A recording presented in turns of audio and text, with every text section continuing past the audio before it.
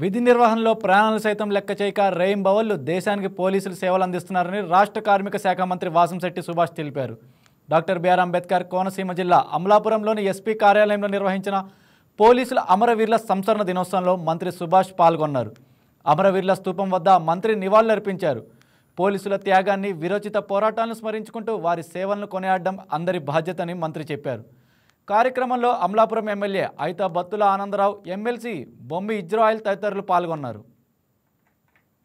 సెలవు కూడా లేకుండా ప్రశాంతంగా జీవిస్తున్నారు అంటే అది కేవలం పోలీసులు రాత్రనక పగలనక వర్షం అనక ఎండనక పనిచేస్తూ ఉన్నారు కాబట్టి ఈరోజు ప్రజలందరూ కూడా ప్రశాంతమైన వాతావరణంలో తమ కుటుంబాలతో హాయిగా ఉంటా ఉన్నారు. కుటుంబాలు సైతం లెక్క చేయకుండా ఈరోజు సెలవు కూడా లేకుండా నిరంతరం ప్రజల రక్షణే మీ రక్షణగా భావించి మరి మీరు పనిచేస్తూ ఉన్నారు. దాన్ని సమర్థవంతంగా ఎప్పటికప్పుడు నేరస్తులు చాలా తెలివైన వాళ్ళుగా వ్యవహరిస్తూ చదువుకున్న వాళ్ళు సైతం ఈ సైబర్ క్రైమ్ అనే దాన్ని ఈజీ మనీ కోసం ఎన్నుకుని ఎంతో మందిని మోసం చేస్తూ ఉంటే ఎప్పటికప్పుడు అప్డేట్ అవుతూ మరి పోలీస్ శాఖ అప్రమత్తంగా ఉంటూ ఈ రోజున